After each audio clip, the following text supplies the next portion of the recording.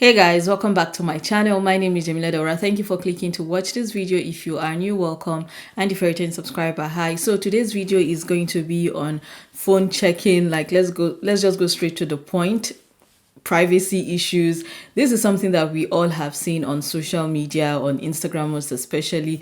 We see a lot of women coming out to say that, look, I went through my husband's phone and I saw this. Some will give lame excuses like, oh, he gave me, I collected his phone just to do a bank transfer or just to do something. Then a message popped on or popped into his phone, and I saw that he's cheating on me or he's talking to other ladies and he's doing all that.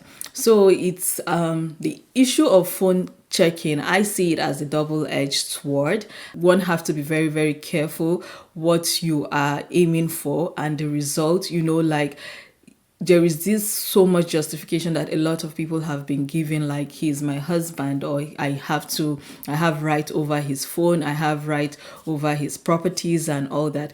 Just because you are married to people does not make it as if they've lost their right to privacy. I feel like I deserve my own privacy, and I feel like my significant other deserves his own privacy. The way all these things plays out is largely on the foundation you people have laid in your relationship. First of all, who are you married to?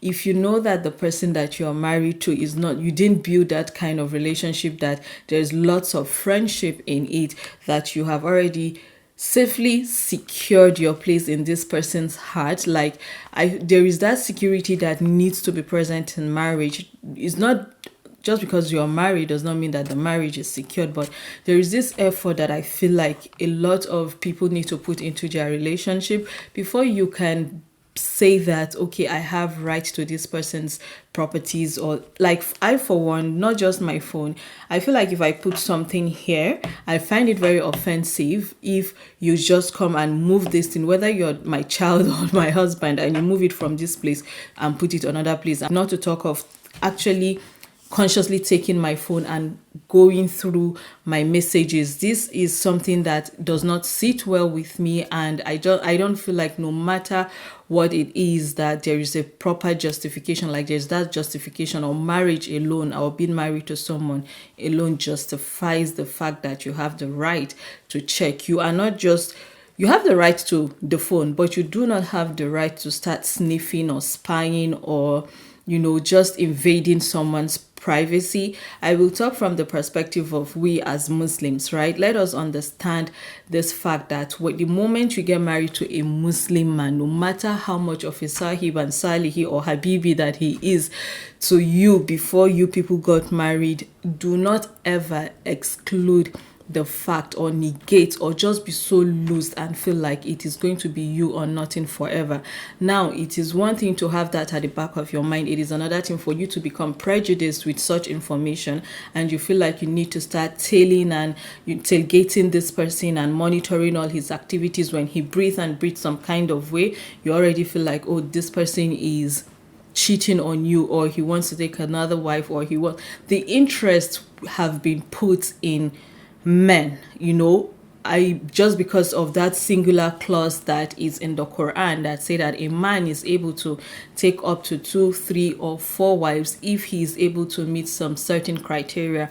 So now when we talk of Christianity, it is a done deal. When you're getting married to a Christian man, you already have that security. That security, you don't have it in Islam as a Muslim, because it has already been taken away from you as a woman, when Allah have made it permissible for a man to be able to marry up to 2, 3, or 4 of your type and keep in the house.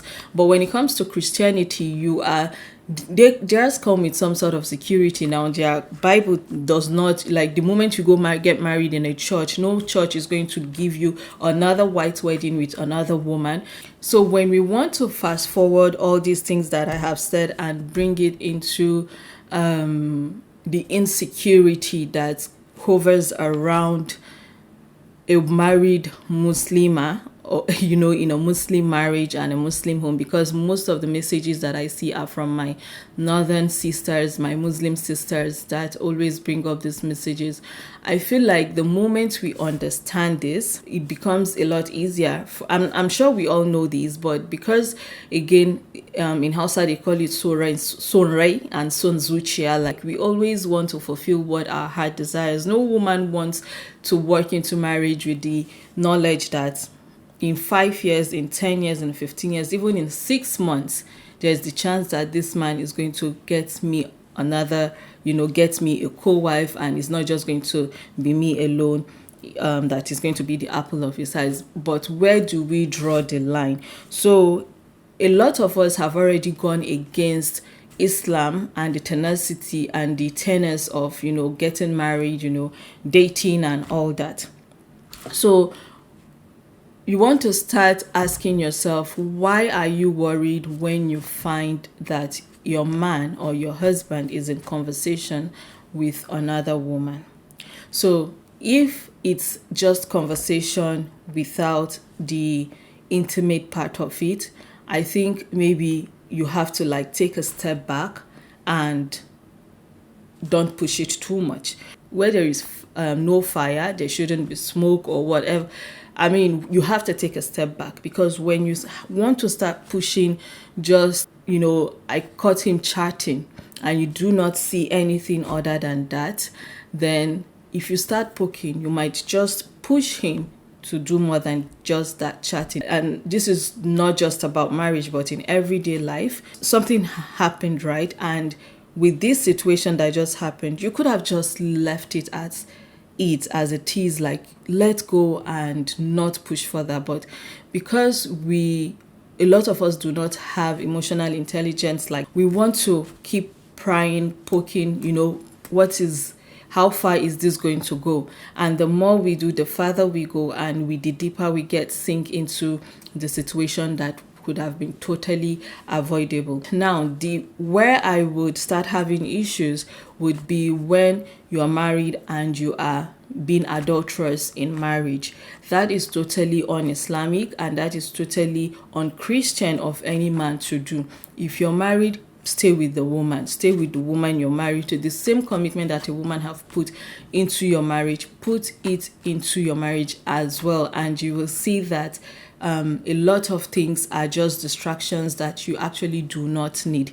So where people say marriage is 50-50, marriage is 100-100. Like, you are bringing 100 into it, she is bringing 100 into it, and this 100 will become sufficient for both of you. So the first question you need to ask yourself, since this is a double-edged sword, is why do you need to check your husband's phone behind his back? I am big on communication, and easily I would think that the lack of communication is the reason why a lot of issues are in marriage today, and they become unresolved issues. I'm not saying that you should expect your husband to come and report himself to you when he starts chatting with another person that he potentially wants to get married to. You do not have that privilege. I mean, not just yet. If he's trying to get to know this person before marriage, you don't have that privilege to know. And if in the event you find out that, okay, your husband is chatting with this young lady outside, and is something that is an information that you find out or you get to know about, it is for just your consumption. You don't have anything to do at that point in time. You are able to do marriage contracts in Islam, and it should talk about the things that is acceptable to both of you that are intending to get married. So if you do not have a marriage contract and you find out that your husband is talking to another person that he wants to get married to, what do you do with that information? Do you approach him to ask him? If you have that kind of relationship with your husband, yes, it is something you can actually sit down and ask, oh, babe, darling, I found this conversation. Are you talking to another woman, or do you intend to take another woman? It does not, in short, you don't even have to say that I found out, because the moment you do that, you are giving him the room to start being even more secretive about it. But in an open conversation, you can make it an open conversation and be like, do you have the intention? A smart man would already know that, okay, my wife is either suspicious of me or already know that, okay, I'm talking to someone. He is going to question himself, why am I actually in conversations with this girl? Why am I talking to this girl when I have my wife at home? Do I want to marry her or not? I mean, this is me giving men a lot of respect and regard, that they are high thinking human beings and they can think in this direction when their spouses come to them with such conversation as open as, do you have the intention to take other women, like to have other wives, right? And now for the woman that is able to talk to her husband and have this open communication with an information that she found out that she is not supposed to know about, it shows that she is also emotionally intelligent. So emotional intelligence will now come from the man that gets caught and the woman that infringes on a person's privacy. Like, I don't buy the whole idea that, oh, I borrowed his phone to do something and the message popped in. Like, I feel like women really go digging, and that, like I said earlier, it's no matter how you mince it, prep it, marinate it, and present it to me, there is no double coincidence like that. You went searching for it and you found it. Good for you. What are you going to do with this information?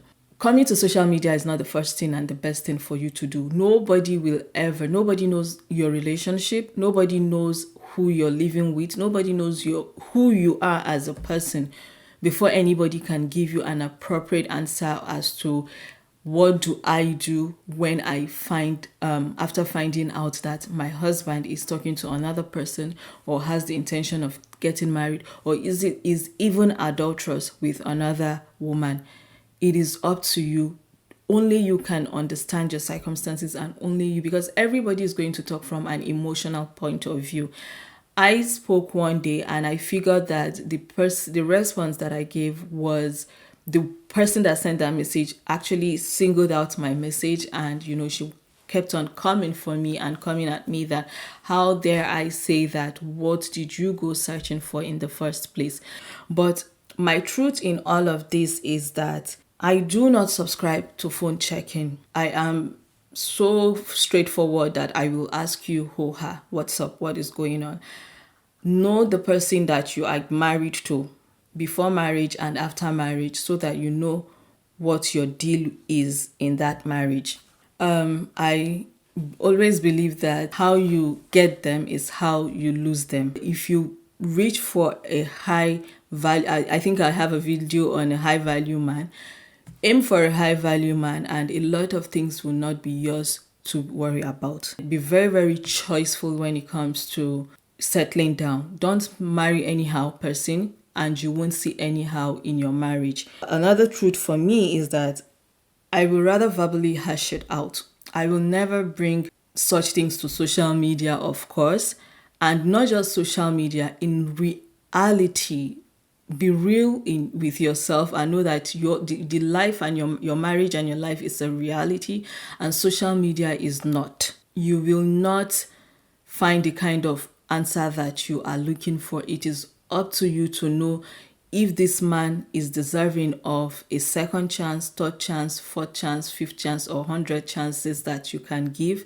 And if you know your self-worth and your value as a woman, you will understand if this man is deserving of your presence in his home as his wife. Talk to the person you're married to. Don't be in a relationship where you're scared to talk, because a lot of times I feel like that is what it is. These are people that don't have conversations, real life conversations with their significant others, and build a foundation in your home where you people are able to talk and you can easily reconcile the gray areas in your union, in your relationship. And my final thought will now be relationship building. So when you're able, before you even get married, build a very solid relationship with your significant other. And if maybe per situation of life you did not have the opportunity to get to know this person properly, maybe is how will I put it, like first marriages and all those things. The moment you get into marriage, try to start